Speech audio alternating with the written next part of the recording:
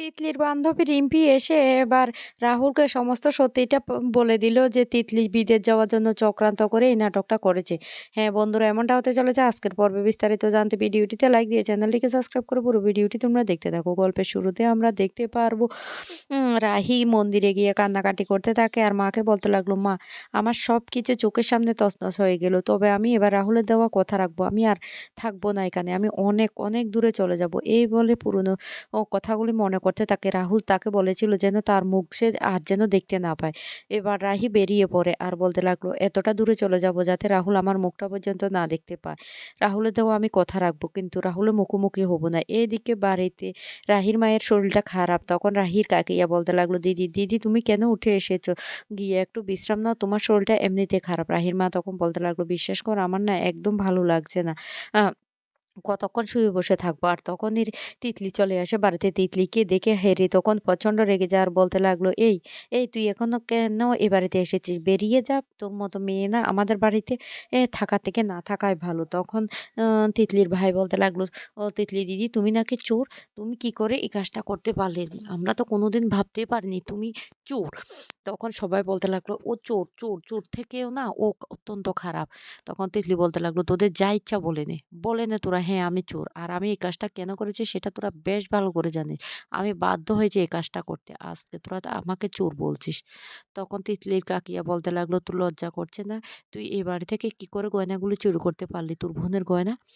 তখন তিতলি বলতে লাগলো, কেন? ওই গয়নাগুলি আমার পাওয়ার কথা ছিল, ওইটা আমার শ্বশুর বাড়ি, গয়নাগুলি আমার, সেই জন্য আমি চুরি করেছি। হারি তখন বলতে লাগলো, জানিস তোর জন্য জেঠুমনি সুইসাইড পর্যন্ত করতে গিয়েছিল আজকে, তোর জন্যই সবকিছু শেষ হয়ে যাচ্ছিল। তুই চোর। তখন তিতলি বলতে লাগলো, কি বলছিস কি বলছিস? বাবা সুইসাইড করতে গিয়েছে বাবা? এই কথা বললে তখন তিতলির বাবা অন্যদিকে ফিরে যায়, তিতলির দিকে তাকায়ও না। তিতলি তখন কাকিয়াকে বলতে লাগলো, কাকিয়া সত্যি কি বাবা সুইসাইড করতে গিয়েছিল? তিতলির কাকিয়া তখন বলতে লাগলো, শোন, এইভাবে আর ন্যাকামো করিস না। তুই এই বাড়িতে কেন এসেছিস সেইটাই বল। হ্যাঁ, সত্যিই তো তোর বাবা সুইসাইড করতে গিয়েছিল। তখন তিতলি বলতে লাগলো, আমি এ বাড়িতে থাকতে এসেছি। আমাকে এই বাড়িতে থাকতে দিতে হবে। এই কথা বলার সাথে, সাথে হাত জোড় করে তিতলির কাকিয়া বলতে লাগলো, দয়া করে তুই এ বাড়ি থেকে চলে যা। তোর জন্য না আমাদের যা ক্ষতি হওয়ার হয়ে গেছে। তারপরে তুই এই কথাগুলি বলছিস? তিতলি তখন বলতে লাগলো, কেন? কেন আমার সাথে তোমরা এভাবে চক্রান্ত করেছো? মিথ্যে কথা বলেছিলে বাবা। তুমি তো সবটা জানতে যে রাহুল বলেছিল আমাকে বিদেশ নিয়ে যেতে পারবে না। কথাটা তুমি আমাকে বলোনি কেন? কেন বলোনি? তুমি আর রাহি তো সবটা জানতে। তিতলির কাকি তখন বলতে লাগলো, "ও এই রাহি বলছিস কেন? দিদিভাই বল। দিদিভাই বল। তোর লজ্জা করছে না রাহি বলতে?" তখন বলতে লাগলো, "ওকে না আমি আর দিদিভাই বলব না। ও একজন প্রতারক। ওকে ওকে আমি কিছুতেই ক্ষমা করব না। ওকে আমি ছাড়বো না। এত বড় প্রতারণাটা বাবা কি করে করতে পারলে?" তিতলির বাবা তখন বলতে লাগলো, "আমি ভেবেছিলাম যে বিয়েটা হয়ে যাক, ভালো, ভালো বিয়েটা হয়ে যাক, তারপর তোকে সবটা বলব।" তিতলি তখন বলতে লাগলো, "এত বড় প্রতারণাটা আমার সাথে করলে আবার বড়, বড় কথা বলছে?" তখন তিতলির মা রেগে তিতলির গায়ে হাত তুলতে গেলে তিতলির হাতটা ধরে ফেলে আর বলতে লাগলো, "খবরদার, খবরদার, অনেক আমার গায়ে হাত তুলেছো, কিন্তু এখন আর আমার গায়ে হাত তুলতে পারবে না। সবটার জন্য তোমার ওই বড় মেয়ে আর বাবা দায়ী। এই ২ জন চক্রান্ত করে আমার জীবনটা তছনছ করে দিয়েছে। তোমরা তো সবসময় রাহির কথা ভাবতে। তোমরা তাই রাহিকে রাজরানী করার জন্য এই কাজটা করেছিলে। তোমরা প্ল্যান করে এই কাজটা করেছ। আমাকে তো ভালোই বাসো না। চক্রান্ত করে আমাকে সবকিছু থেকে বঞ্চিত করার জন্য এই কাজটা করেছ। তবে তোমাদেরকে আমি বলে দিচ্ছি, আমি এবার মরেই যাবো। আমার আর বেঁচে থাকার কোনো দরকার নেই। আমি মরে যাওয়ার আগে আমি সবার নাম লিখে যাবো কাগজে। কারণ তোমরা সবাই মিলে আমাকে মেরে ফেলার চেষ্টা করেছো। তোমরা সবাই প্রতারণা করেছো। সবকিছু আমার থেকে গোপন করেছো। আর যদি আমাকে বাঁচতে হয় তাহলে আমাকে এ বাড়িতে থাকতে দিতে হবে। আমাকে এ বাড়িতে খেতে দিতে হবে।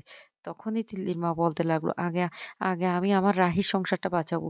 আজকে রাহি আর রাহুল না আসলে সত্যি আমি তোর বাবাকে ফিরিয়ে পেতাম না।" ওই রাহি আর রাহুল রাহিকে ভালোবাসে। তখন বলতে লাগলো, "রাহুল রাহিকে ভালোবাসে? গিয়ে দেখো না। তবে আমি তোমাকে বলছি আমি ওই বাড়িতে গিয়ে সবকিছু বলে দেবো। ওরা বাপ মেয়ে মিলে চালাকি করে এই কাজটা করেছে।" এদিকে রাহি বাড়িতে ফিরছে না দেখে রাহি শ্বশুর প্রচন্ড টেনশনে পড়ে যায় আর বলতে লাগলো, একটা মেয়ে কোথায় যেতে পারে? তোমরা কি কেউ জানো না?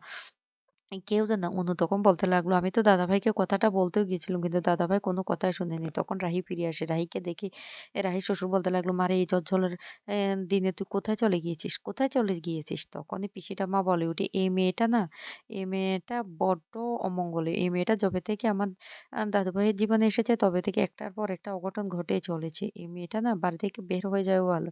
রাহুলের বাবা তখন বলতে লাগলো, "পিসিমা খবরদার তুমি এইভাবে কথা বলো না। তাহলে কি আমরা বাড়ি থেকে বউকে বের করে দেব? কি বলছো তুমি? এভাবে কেন বলছো?" রাহি তখন কান্না করতে থাকে। তখন রাহির শ্বশুর বলতে লাগলো, "মা সবকিছু ঠিক হয়ে যাবে।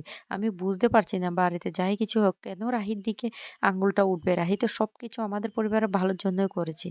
কেন রাহির দিকে আঙুলটা উঠবে?" আর তখন রাহি কোনো কথাই বলে না। তারপর রাহির কাছে এসে রাহির কে আদর করে দিয়ে বলতে লাগলো, "মারে একটু ধৈর্য ধর। দেখবি সবকিছু ঠিক হয়ে যাবে। তুই কোনো চিন্তা করিস না।" অন্যদিকে দেখা যায় রাহুল ঘরের মধ্যে বসে, বসে ভাবতে থাকে কি করবে সে কিছুই বুঝতে পারে না। এদিকে তিতলি বলতে লাগলো, আমি কিছুতেই দিদিভাই আর রাহুলকে শান্তিতে থাকতে দেব না। আমি সবকিছু তোর চুরমার করে দেব। আমাকে এ বাড়িতে যদি থাকতে দেওয়া না হয়।" ও তিতলির বাবা তখন বলতে লাগলো, "আর কত ব্ল্যাকমেইল করবি? ব্ল্যাকমেইল করে, করে তো আমাদেরকে শেষ করে দিয়েছিস।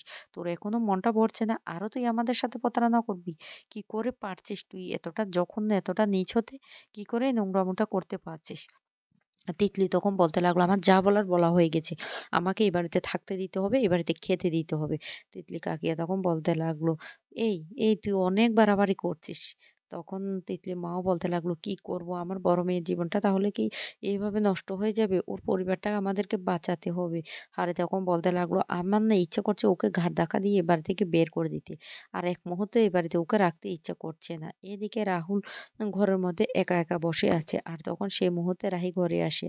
আর রাহিকে ঘরে আসতে দেখে রাহুল তখন ঘর থেকে বেরিয়ে যেতে লাগে। তখনই রাহি বলতে লাগলো, "দাঁড়াও রাহুল, তোমার সাথে আমার কথা আছে।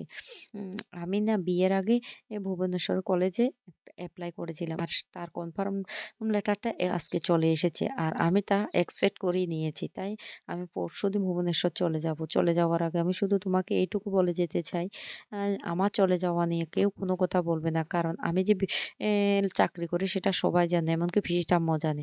তখন রাহুল বলতে লাগলো, "কেন রাহি? কেন তুমি আমার সাথে এত বড় প্রতারণাটা করলে? তার উত্তর দাও। উত্তর দাও তার।" রাহি তখন বলতে লাগলো, "আমার কাছে কোনো উত্তর নেই। কোনো উত্তর নেই। আর আমি এখন কিছু বললে সেটা তুমি বিশ্বাসও করবে না।" তখন রাহুল রেগে বলতে লাগলো, "হ্যাঁ, করব না তো বিশ্বাস। তোমার কোনো কথাই আমার বিশ্বাস হচ্ছে না। তোমাকে আমি ভালো বন্ধু ভেবেছিলাম। কিন্তু তুমি যে এইভাবে বন্ধুত্বের সুযোগটা নিবে সেটা আমি কোনোদিন ভাবতে পারিনি।" রাহি তখন বলতে লাগলো, "সেইজন্য আমি আর কোনো কিছু বলব না। আমি চলে যাব তোমার জীবন থেকে চিরতরে। আর কোনোদিন আমি তোমাকে মুখটাও দেখাবো না। দেখাবো না আমি তোমাকে কোনোদিন মুখটা।"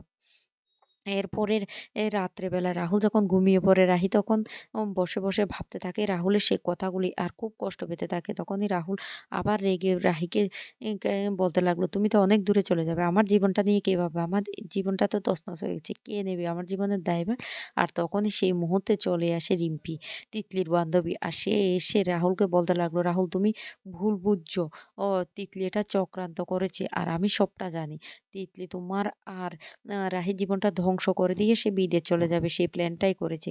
তুমি শুনে নাও, আমার মোবাইলে সবটা রেকর্ড হয়ে আছে।" এই বলে মোবাইলের রেকর্ডটা শুনিয়ে দেয় রাহুলকে। রাহুল তখন চমকে যায় আর বলতে লাগলো, "কি বলছো তুমি এটা?" রিম্পি তখন বলতে লাগলো, "হ্যাঁ, এটাই সত্যি।